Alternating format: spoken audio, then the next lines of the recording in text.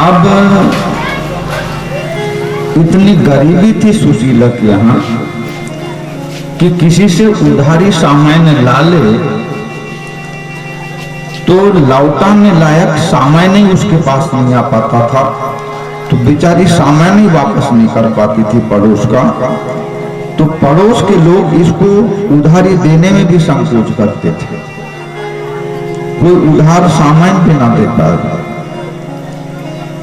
थोड़े थोड़े करके चावल इसने बचा के रखी थी। जब सुदामा जाने के लिए तैयार हुए तो कपड़ा भी नया नहीं मिल पाया। एक कपड़ा था तो वो नया, पर रखा रखा इतना पुराना हो गया था कि देखने में पुराना लगे पर कपड़ा नया था। उस कपड़ा में 2-3 मुट्ठी चावल बांध देती है कि बिना मित्र को भेंट दिए नहीं मिलना चाहिए। गुरु वैद्य और ज्योतिषी देव मित्र बलराज, इन्हें भेंट बिन जो मिले हो न पूरा काज। तो भेंट में ले जाओ इस चावल को।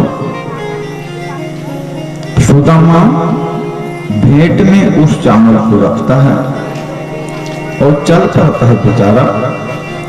चप्पल जूता की तो चर्चा करना बेकार है। गरीबी के दिन थे, मुश्किल से पेट भर पाता था इसका। 3 घर की भिक्षा ही लाता था मांग के, 4थे घर भिक्षा मांगने नहीं जाता था। और 24 घंटा भगवान की भक्ति में मस्त रहता था।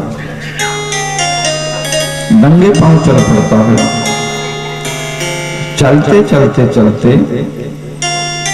जैसे द्वारका पहुंचता है और द्वारका पहुंचकर आवाज लगाने लगता है कि यहाँ कन्हैया का मकान कौन सा है, कन्हैया का मकान।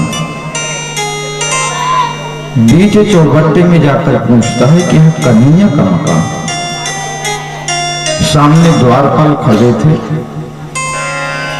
द्वारपाल सशंकित हुई कि कैसी बात करता है ये पागल, कन्हैया का मकान। अरे ऐसा नहीं बोला जाता, कृष्ण भगवान बोलो, द्वारकाधीश बोलो। इनको द्वारकाधीश कहा जाता है। यहाँ के वे राजा हैं, यहाँ के भगवान हैं। ऐसे कन्हैया कन्हैया मत चिल्लाना। सुदामा आवेश में आ जाता है। कन्हैया को कन्हैया नहीं कहूं तो मैं कैसे द्वारकाधीश कहूं? वो तो मेरे साथ पढ़ा है और बचपन में मैं उसको कन्हैया बोलता था, वो मेरे को सुदामा बोलता था। मेरी जबान में उसका नाम कन्हैया बसा हुआ है। ये द्वारका वारकाधीश कहते मेरे से नहीं बनता। तुम जाके बताओ कि कोई सुदामा नाम का ब्राह्मण कन्हैया को बुला रहा है। वो बेचारा द्वारपाल भय के मारे ज्यों के त्यों जाके बता देता है कि महाराज शीश पगार न झगा तन पे,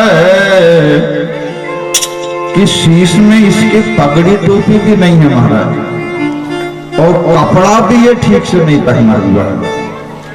शीश पगार न झगा तन पे, पाह उपाहन की नहीं श्यामा। पैर में जूता चप्पल भी नहीं है, पैर भी दोनों फटे हुए हैं बहुत ज्यादा। कपड़ों से कपड़े की सुरक्षा नहीं हो रही है, नागो नागो कपड़ा भी फटे हुए। शीश पगार न झगा तन पाह उपाहन की नहीं श्यामा।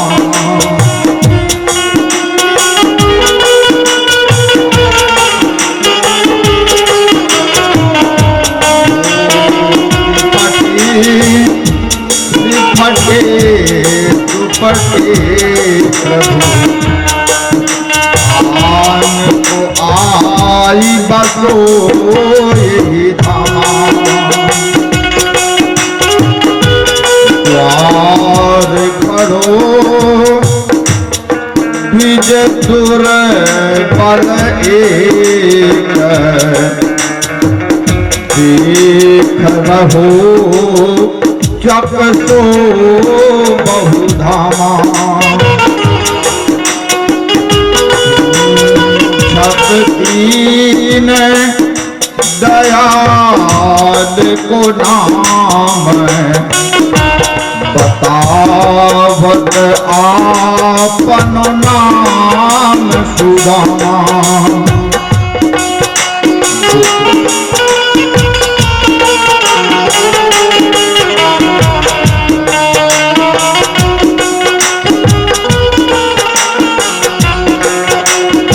द्वार खड़ो विजय दुर्बल एक देख रहो वसुधा बहुरामा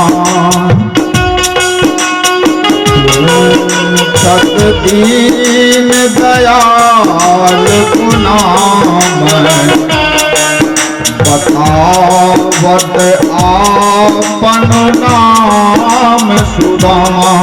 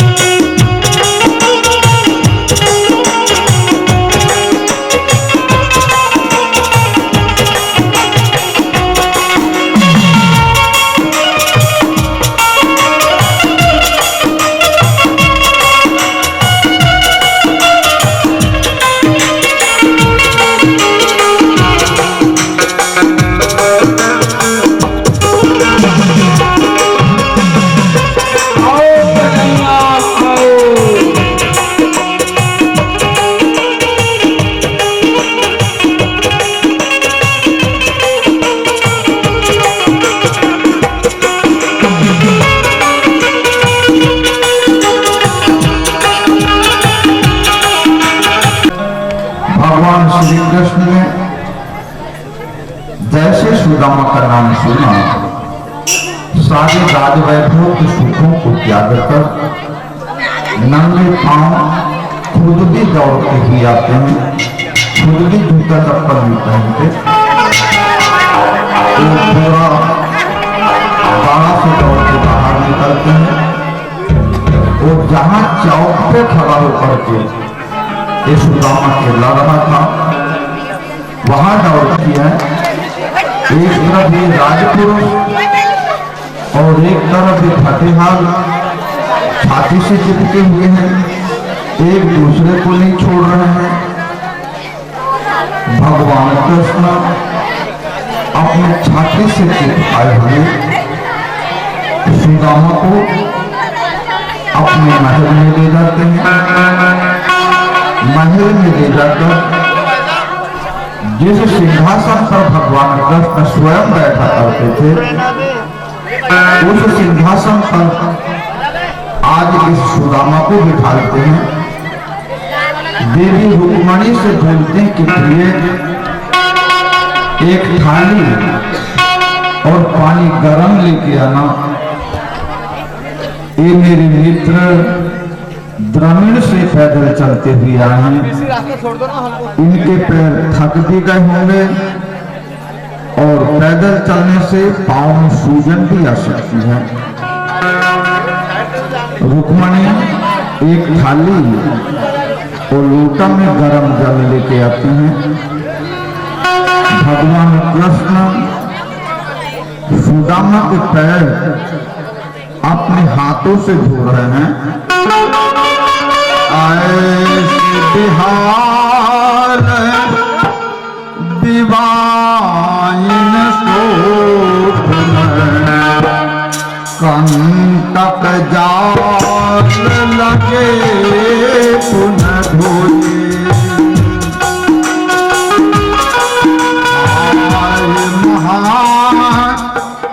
दुख पाए सखा तुम आए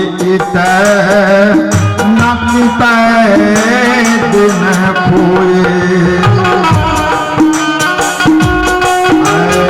ऐसे बिहाल दिवाइन शोपुन कंटक जाल लगे पुन जोए। आए महा दुख पाए सखा आए इतै न कितै दिन खोए। देख सुदा दीन दशा करुणा करके करुणा निधि रोए। पानी परात को हाथ छुओ नहीं नैनन के जल सो पग धोए। पानी बरात को हाथ छुओ नहीं नैनन के जल सो पग धोए। भगवान कृष्ण जब पैर धुलाने लगते हैं, सुदामा के पांव नंगे पैर चलने से फटे हुए थे, एड़ियां फटी हुई थी। लंबी यात्रा तय करने के कारण पैरों में सूजन आ गई थी और खून बह बह के वो बीमारियों का घाव बड़ा बन गया। भगवान कृष्ण रुक्मणी पानी लाती तब तक हाथ से पैरों को सहलाते रहे। सहलाते सहलाते भगवान कृष्ण का मन भाव विभोर हो जाता है कि विधाता तुम्हारी में क्या विचित्र व्यवस्था है। किसी को धन देते हो तो इतना देते हो कि वो बेचारा खर्च नहीं कर पाता, और किसी को नहीं देते तो ऐसा नहीं देते कि बेचारा पांव में चप्पल तक नहीं पहन पाता। इतनी गरीबी दी है इसको कि अपने पांव की सुरक्षा नहीं कर सका, अपने शरीर की सुरक्षा नहीं कर सका, अपने तन की सुरक्षा नहीं कर सका। अच्छा भोजन किया होता तो शरीर अच्छा रहा होता, अच्छे कपड़े पहना होता तो आज अच्छे लोगों में इसकी इज्जत आई होती। आज चप्पल जूता पहन के चला होता तो एक मर्यादित पुरुष के नाम से जाना जाता। ये तीनों के तीन अभाव जीवन में एक ही पुरुष के साथ कि ना इसको धन दिए, ना अच्छा भोजन करने के लिए द्रव्य दिए, ना अच्छा कपड़ा पहनने के लिए पैसा दिए। सारा का सारा अभाव इस एक ही आदमी के जीवन में भर दिए। भगवान कृष्ण भाव विभोर हो जाते हैं और आंखों से आंसू आने लगते हैं। इतने आंसू बहे सुदामा की दीनता, दरिद्रता और गरीबी को देखकर कि भगवान के रुक्मणी द्वारा लाई गई थाली, लाया गया पानी का पात्र कि वहां आवश्यकता नहीं पड़ती। भगवान कृष्ण सिंहासन पर बिठाते हुए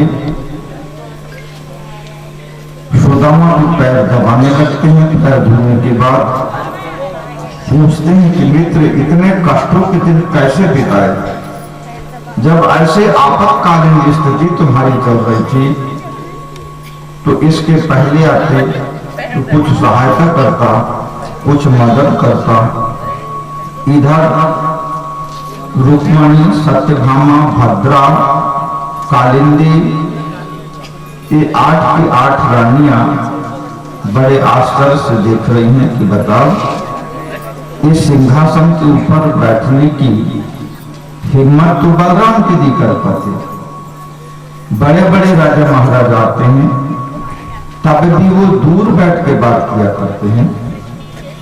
और हमारे स्वामी को आज हो क्या गया, एक भिखारी जैसे दिखने वाले आदमी को सिंहासन पर बिठा ले, अपने आंख के आंसुओं से पैर को धोए और फिर भी दिया खाते, सिंहासन पर बिठा के उसके पैर भी दबा रहे हैं। आखिर है क्या? एक छोटा सा सुना दो।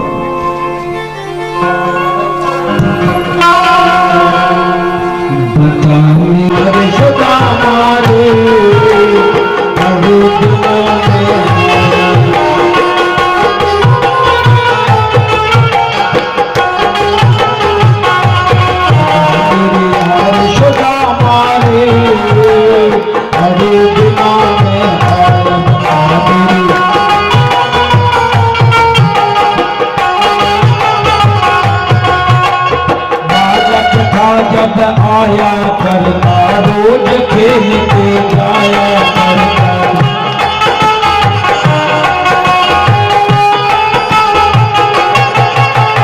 बालक घर जब आया करता रोज खेलते जाया करता।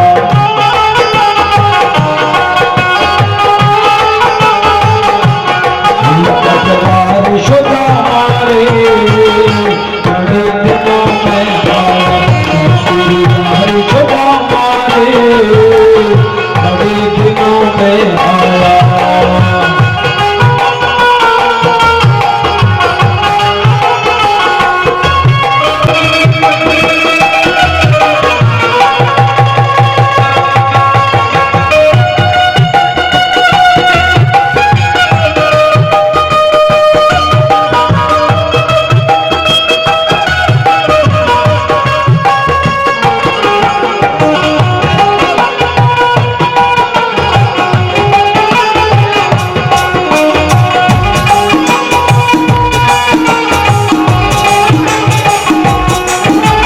हमको सुना दे कटम कहानी, हमको सुना दे कटम कहानी, जो पड़ गई तुझे ठोकर खानी, पड़ गई तुझे ठोकर खानी।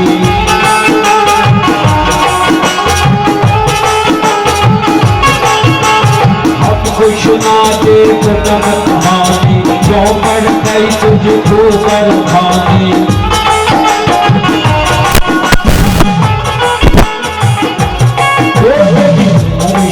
मारे बड़े दिनों में आया, शुदा मारे बड़े दिनों में आया।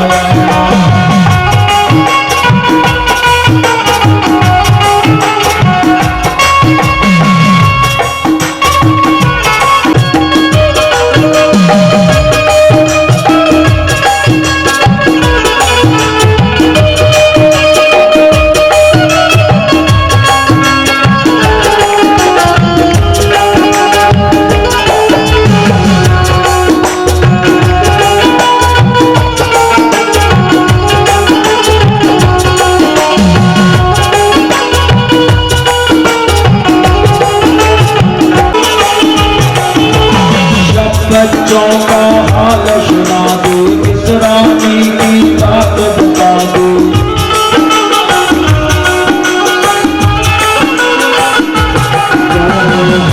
शुदा मारे बड़े दिनों में आया, शुदा मारे बड़े दिनों में आया।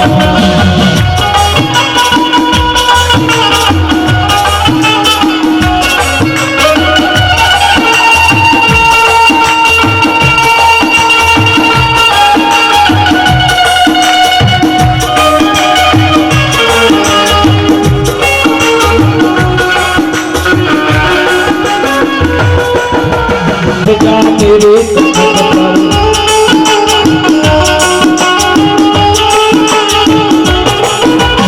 अब भी आ गया ठीक तखत पर, आजा बैठ जा मेरे तखत पर।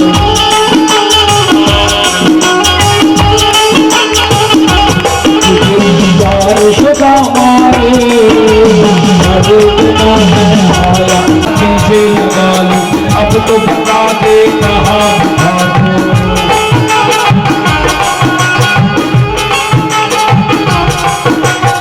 आजा भगत छाती से लगा लूं, अब तो बता दे कहाँ दिखा दूं।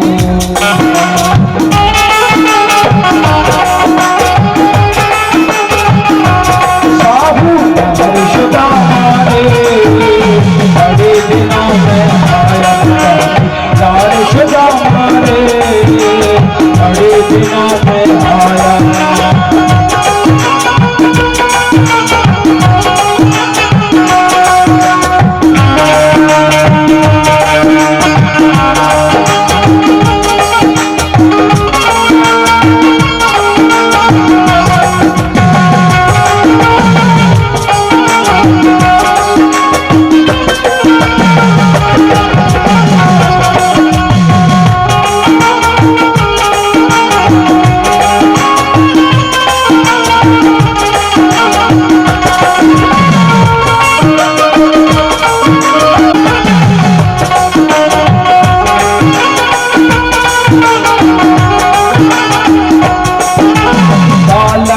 जब आया करता खूब खेल के जाया करता,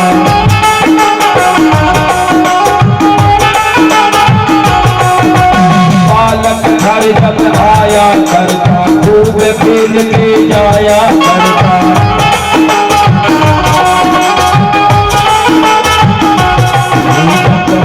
शुदा मारे बड़े दिनों में आया,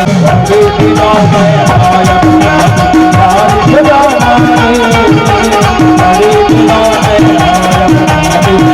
शुदा मारे बड़े दिनों में आया, शुदा मारे बड़े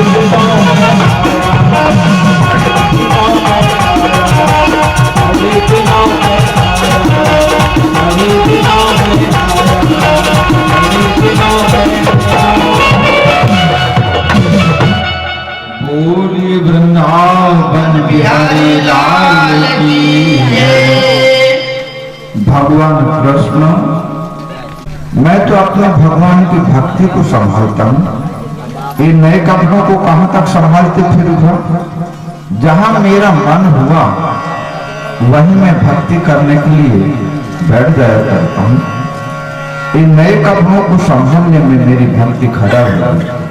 ये कपड़े तो आपको शोभा देंगे, मेरे कपड़े ठीक हैं।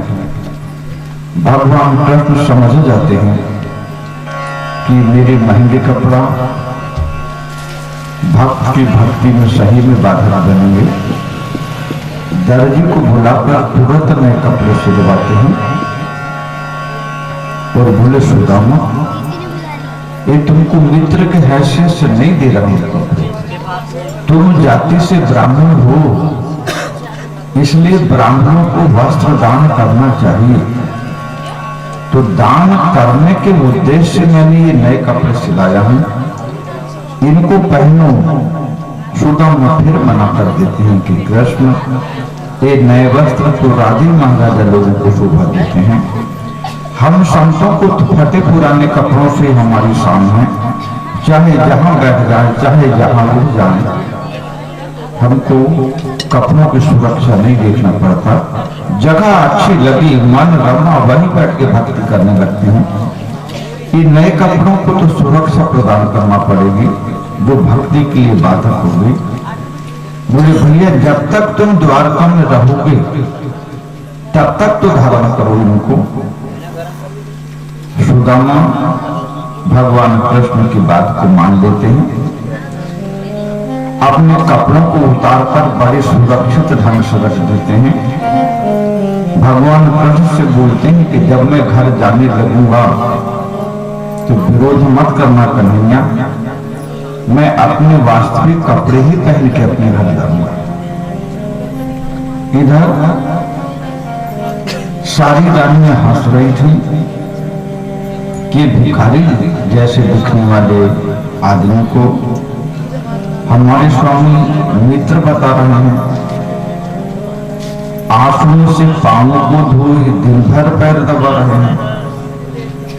ये भी विचित्र भक्ति है। नए कपड़ा दे तो पहनने को तैयार नहीं। भगवान कृष्ण बोलते हैं कि देवियों, ये मेरा मित्र काफी दूर से चल के आ रहा है, धर्मन। उस जमाने में आवागमन के साधन नहीं थे, और हो भी जाते तो गरीब आदमी के पास टिकट का काम से पैसा, पैदल आया है, भोजन जितने जल्दी हो सकता है बना।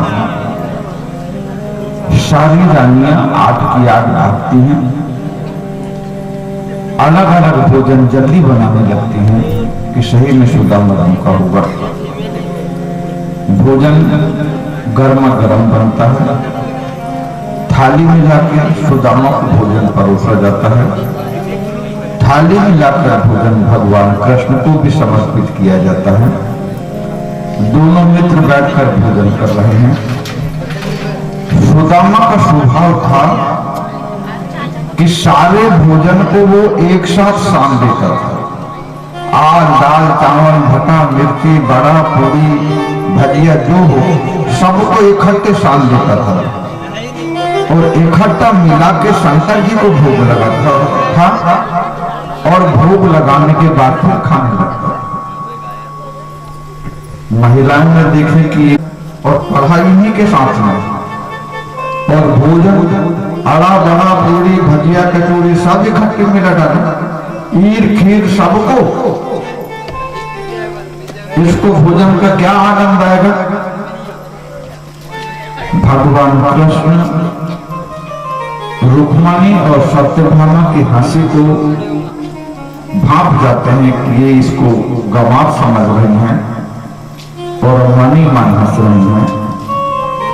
भगवान कृष्ण पूछते हैं, बोले मित्र, तुमने सबने भोजन को इकट्ठा मिला दिए एक साथ, तुमको भोजन के अलग अलग भोजन का कैसे ज्ञान प्राप्त होता होगा। बोले नहीं मित्र, जब तक मैं इकट्ठा न मिला लूं उसको शंकर जी स्वीकार नहीं करते। तो इकट्ठा भोजन करने का उनका स्वभाव है, और सबका स्वाद तो वो अलग अलग बता देते हैं।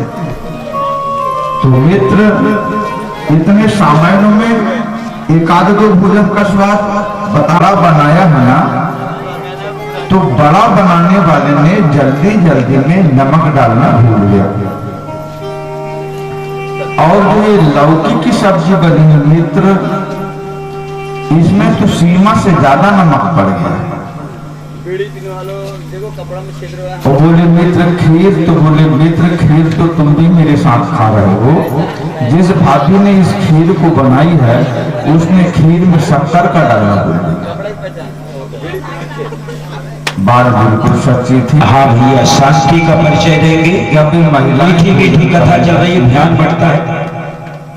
और महिलाओं ने अंत में जब भोजन किए तो सही में खीर में शक्कर नहीं पड़ी थी।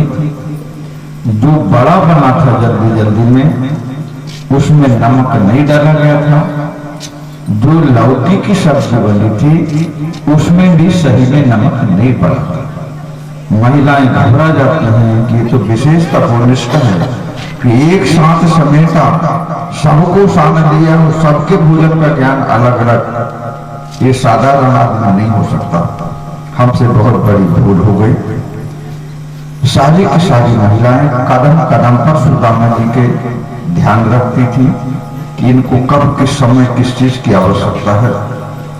भगवान जैसे मानती थी कि ये तपोनिष्ठ है, ये दिखता जरूर गरीब और सीधा साधा है, पर तपस्वी है। धोखा से भी इसने किसी को कुछ कह दिया तो समझ पाना मुश्किल है लोगों के लिए। कदम कदम पर सुदामा की सेवा करते रहते हैं। हाँ, आगे बताओ क्या। सुदामा जी अपने मित्र के पास खाली नहीं जाना चाहते थे। सुशीला जी बहुत चतुर थी, घर में कुछ नहीं था, लेकिन फिर भी उनने जाके पड़ोसियों से 4 मुट्ठी चावल मांग के लाया। जामे आधी रही खूदी और आधा रहे धान। जब लाए उनने द्वारिकापुरी में आए तो भगवान श्री कृष्ण ने कहा, उनका सम्मान किया, स्वागत किया और उनके पैर धुलाए, आरती किए। उसके बाद में कहते हैं कि मित्र, हमारी भौजी ने क्या भेजी है भाई, कुछ तो दो। तो हमारे सुदामा जी छुपाने लगे उसको, लेकिन भगवान श्री कृष्ण ने जबरदस्ती उनकी झोली में छीन के और उनकी पोटली को छीना। उसमें से जो चावल था, मंगा हुआ चावल था, दूसरे गरीबों के यहाँ से मंगकर लाया हुआ था, उसमें से एक मुट्ठी हमारे भगवान श्री कृष्ण ने अपने मुंह में डाले और दूसरी मुट्ठी में हमारी रुक्मणी माता ने हाथ पकड़ लिए और इसके बाद में उन्हें अपने राजमहल में ले गए, सिंहासन में बैठा ले। रुक्मणी माता ने भोजन बनाई और उनको प्रेम से खिलाया गया और उनका सेवा सत्कार किया गया। तो जब कोई भी ब्राह्मण अपने घर में आए तो उनका चरण प्रक्षालन जरूर करना चाहिए, उनको तिलक बंधन जरूर करना चाहिए और यथाशक्ति है कुछ दान देने के लिए तो उनको कुछ न कुछ जरूर दान देना चाहिए।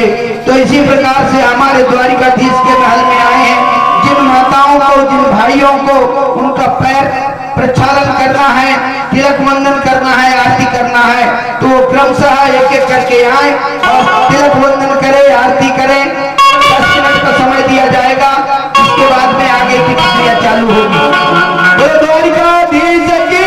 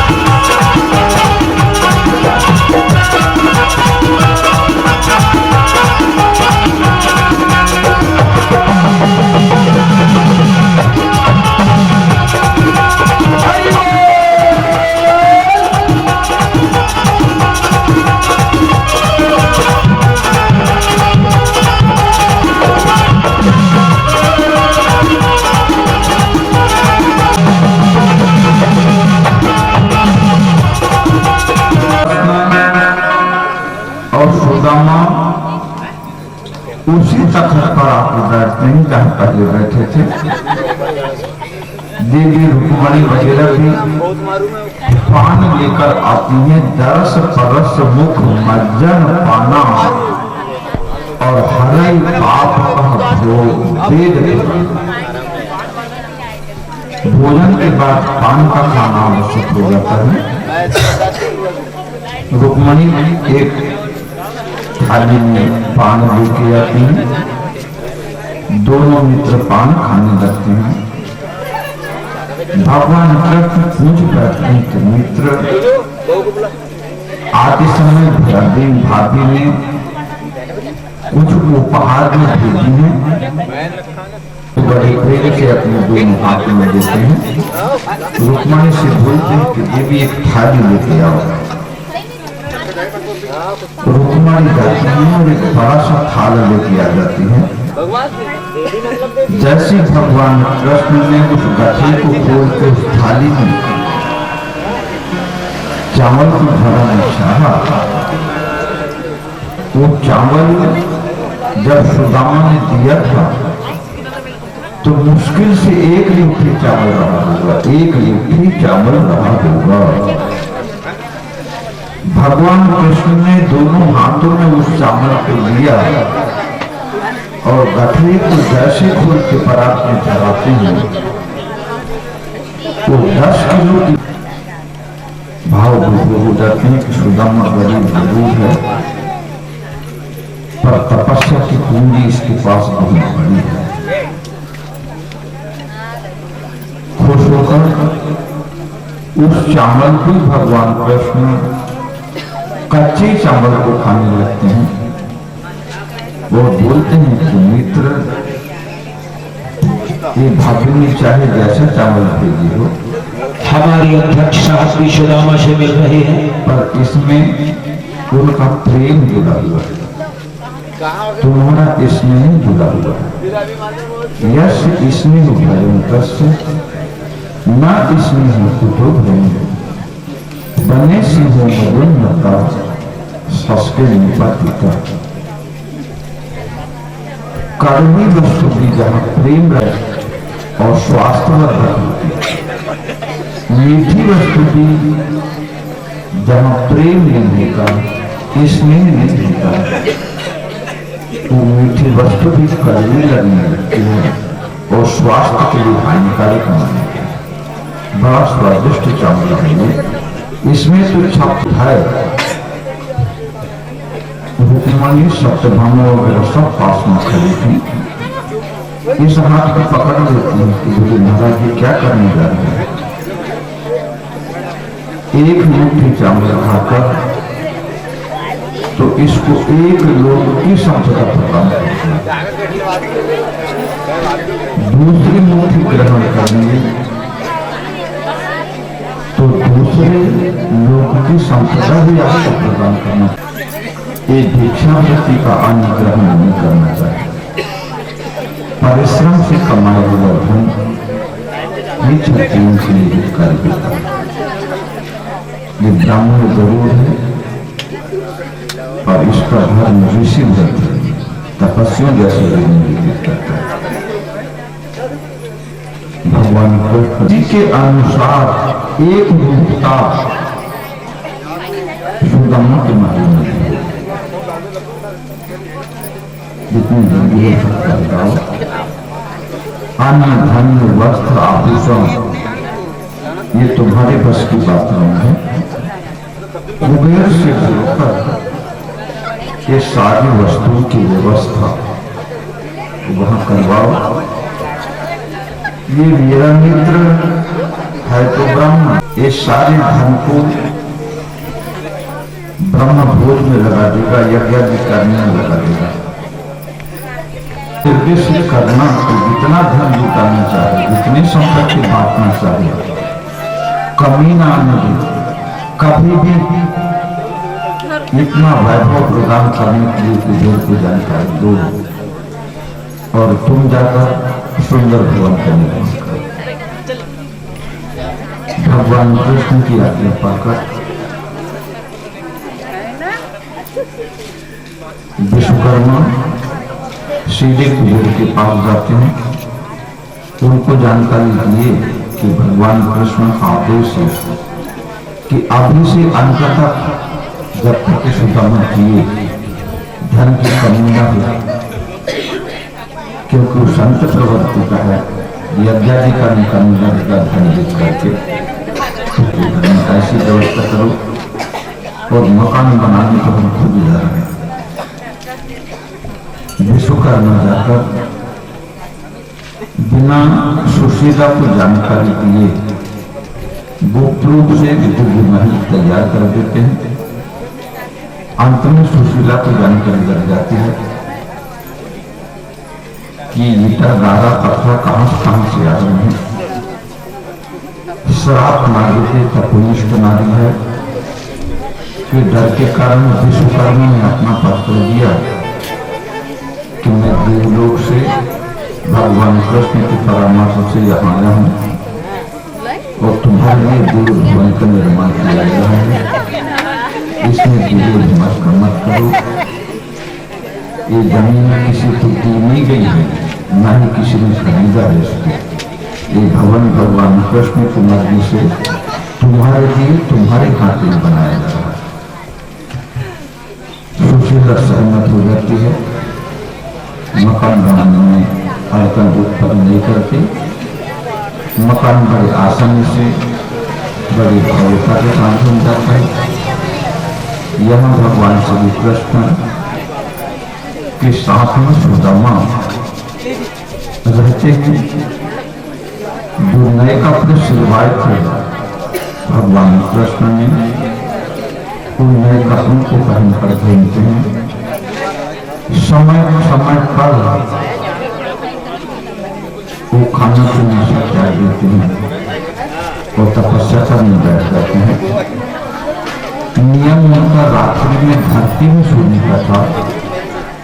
सुदामा भगवान कृष्ण के खूब अनुरोध करने पर भी सुदामा धरती में शयन करना नहीं छोड़ते। बोले मित्र, मैं धरती में और कम कपड़ा ओढ़ के करूंगा जिससे मेरी नींद समय पर खुल जाया करेगी। ये रजाई गद्दा वाले बिस्तर में सोने पर समय पर मेरी नींद नहीं खुल पाएगी और मैं भगवान का आराधना नहीं कर पाऊंगा। ये राजसी वस्त्र तो आपको शोभा देते हैं, नहीं सोचते सुदामा। एक खुदारी धरती में डाल देते थे, उसी में सोया करते थे। सारी रानियां जानती थी कि ये सुदामा तपस्वी प्रवर्तक है। सारा भोजन एक साथ मिला के खाया और सभी भोजनों का स्वाद अलग अलग बता दिया। मैंने विशेष तपस्वी है सावधान रखो। सारी महिलाएं बड़ी तत्परता के साथ सावधानी पूर्वक सेवा कर रही हैं। सुदामा का मन बन जाता है। एक दिन भगवान कृष्ण के मुंह से धोखा से निकल पड़ता है कि मित्र, तुम आए तो बड़ी खुशी हुई, सारा परिवार बड़ा खुश है तुमको देखकर, पर जिस दिन तुम जाओगे तो बड़ा दुख होगा और मेरे एक एक दिन वर्षों जैसे लगने लगे।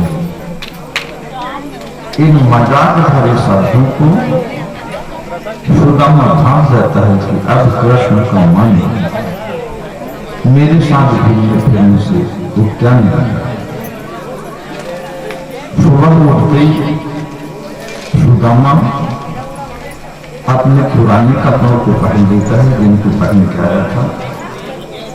नए कपड़े जो भेंट में दिए गए थे उनको उतार देता है। भगवान कृष्ण पूछते हैं कि आखिर ऐसा क्यों। सुदामा बोलते हैं कि राज विषय का आसक्ति संतों के मन को तपस्या से विचलित कर सकती है।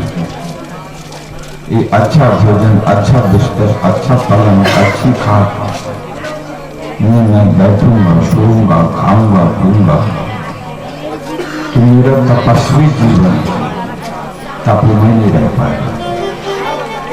विलासिता आयु को हरण कर देती है, संघर्षशीलता आयु प्रदान करती है। कृष्ण जितने विलासी पुरुष हुए हैं उनकी आयु कम हुआ करती है।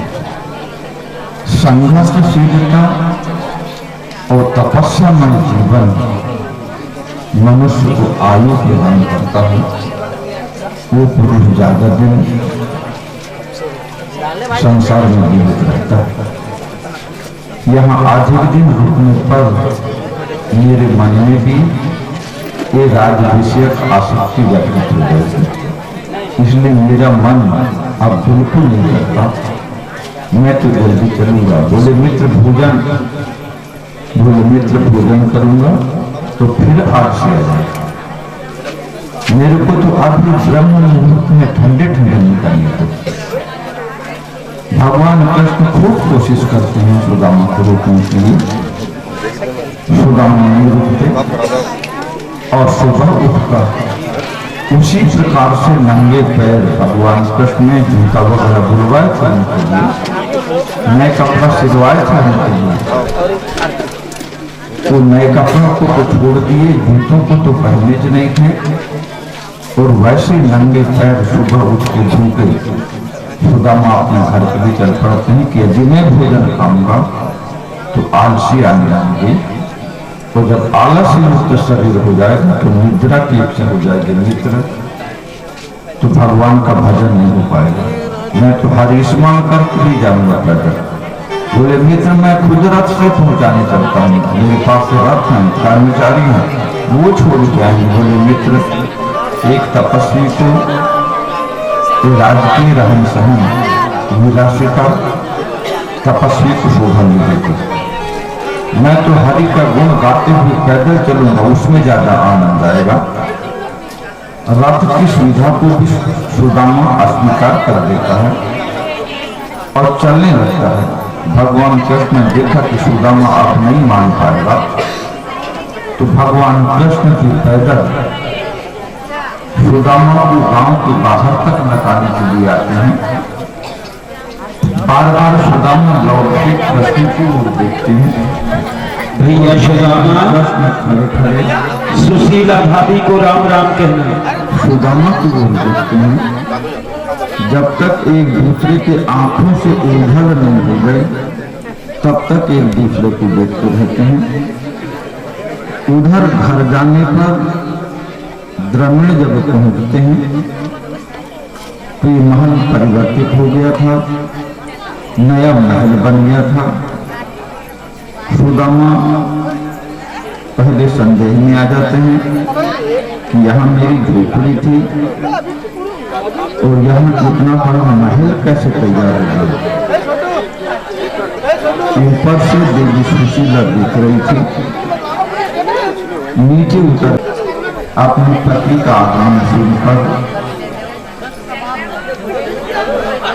सुशीला बड़े प्रेम से सुदामा को अपने घर में प्रवेश दिलाती हैं, रखती हैं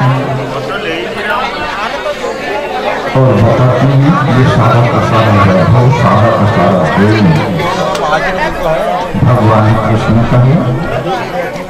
उन्हें प्रत्यक्ष रूप से आपके हाथ में कुछ नहीं दिया, पर अप्रत्यक्ष रूप से इतनी संपत्ति दे दी है कि हमारे सब चीजों अपमान से रहित होगा वो दूरी के दंगों का आनंद लेना पड़ता है। मैं बड़े घर की बेटी हूँ, मैं छोटे घर का लड़का हूँ, मैं फलाना है। वहाँ सबको एक, सब हमारे, हम सबके बन के होली खेली जाती है। तो सब के सब चलो भगवान कृष्ण सभी रानी पटरानियों को लेकर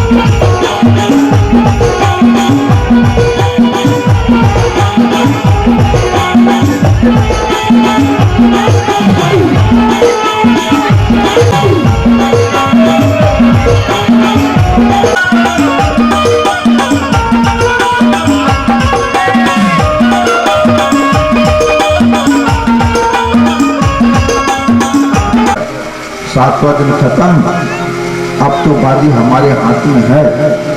गुरुदेव, अब तो फलाहार किया जा सकता है। सुखदेव जी बोलते, हाँ हाँ पुत्र, अब तो बाजी अपन जीत गए।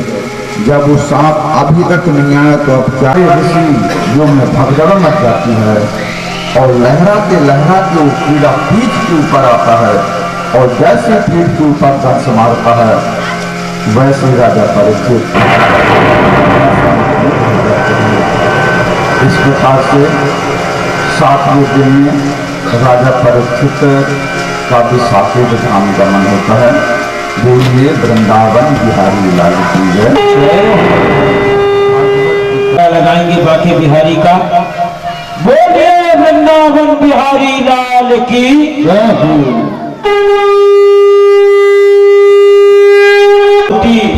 हवन डालना है, माता रानी के दरबार में पहुंचे। यही तो देवताओं का भोजन होता है प्यारे। 5 आहुति दोगे, प्रभु प्रसन्न हो जाएगा। हमारे तिवारी जी हवन की व्यवस्था बनाए।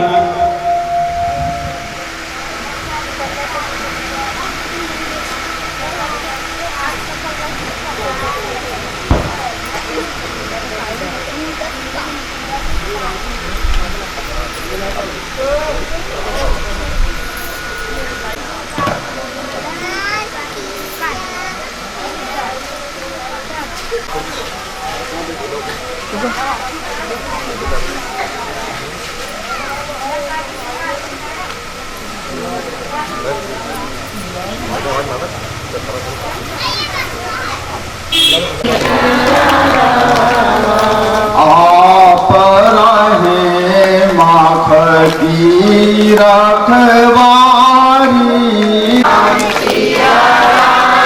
ओम सांब सदा शिवाय नमः स्वाहा। भगवती सहित मुनि आहुति दीन्हे राम।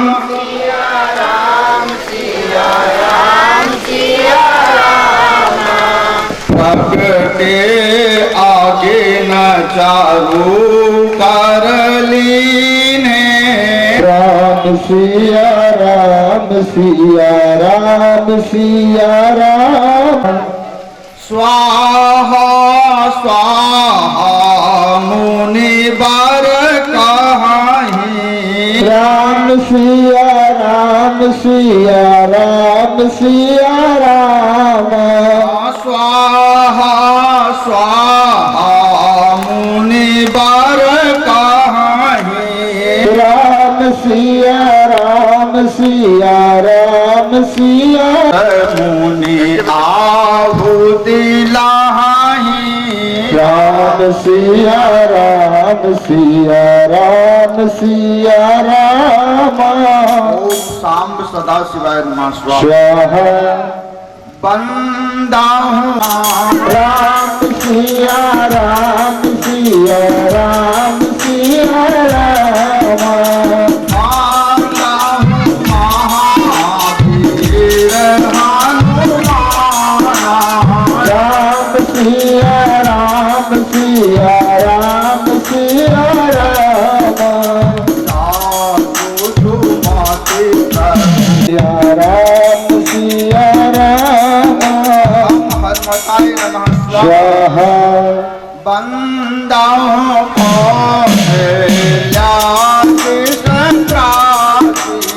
बंदाओं को कल्याहित प्यारी। बंदाओं को कल्याहित प्यारी। राम काल आज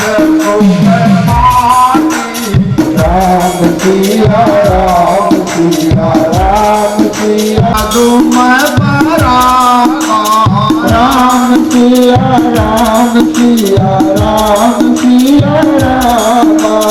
माता गुरु राम सिया राम सिया राम सिया राम। गुरु जी तो अनुराग राम सिया राम सिया राम स्वाहा। हाँ अब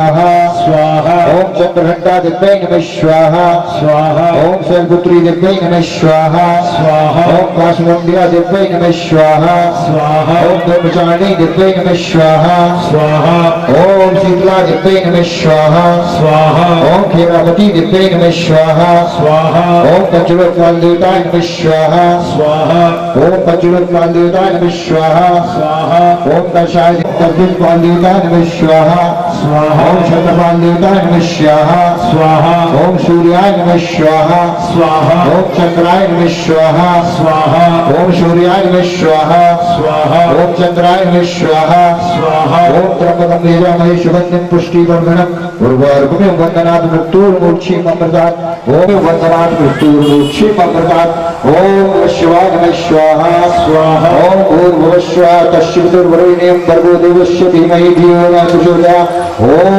नमः गायत्री नमः शिवात्री नमः स्वाहा स्वाहा ओम सर्वदेवी देवताय नमः स्वाहा स्वाहा ओम सर्वदेवी देवताय नमः स्वाहा स्वाहा ओम सर्वदेवी देवताय नमः स्वाहा स्वाहा ओम सर्वदेवी देवताय नमः स्वाहा स्वाहा ओम 33 करोड़ के देवी देवताय नमः स्वाहा सहस्रा दिव्यै नमः स्वाहा स्वाहा वीरपति दिव्यै नमः स्वाहा सुति दिव्यै नमः स्वाहा स्वाहा ओम रामाय नमः स्वाहा स्वाहा ओम हनुमताय नमः स्वाहा स्वाहा ओम भैरवाय नमः स्वाहा स्वाहा ओम सूर्याय नमः स्वाहा स्वाहा ओम शुक्राचार्य नमः स्वाहा स्वाहा ओम शनिवासरे नमः स्वाहा स्वाहा ओम सोमवासराः स्वाहा ओम क्षेत्रपाल देवताय नमः स्वाहा स्वाहा ओम 33 करोड़ देवी देवताय नमः स्वाहा स्वाहा।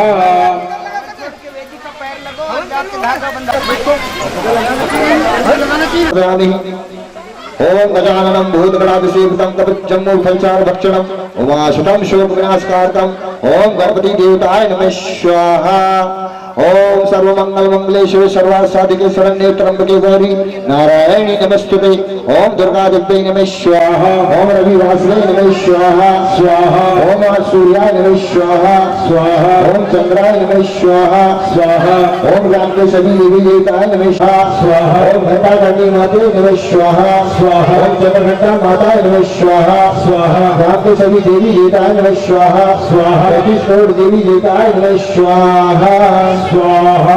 जल करोड़ है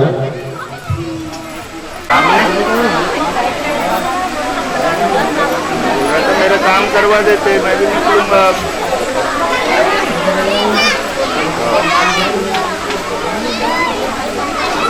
ओम गणपति देवताय नमः स्वाहा ओम दुर्गा देव्यै नमः स्वाहा ओम शारदा देव्यै नमः स्वाहा ओम कालिका देव्यै नमः स्वाहा ओम शैलपुत्री देव्यै नमः स्वाहा ओम चंद्रघंटा देव्यै नमः स्वाहा ओम काशमुंडा देव्यै नमः स्वाहा ओम शारदा देव्यै नमः स्वाहा ओम सूर्याय नमः स्वाहा ओम राम के सभी देवी देवताय नमः स्वाहा ओम राम के सभी देवी देवताय नमः स्वाहा ओम त्र्यंबकं यजामहे सुगंधिं पुष्टिवर्धनम् उर्वारुकमिव वन्दनात् मृत्युर्मोक्षीम् नमस्ते ओम नमः शिवाय नमः स्वाहा।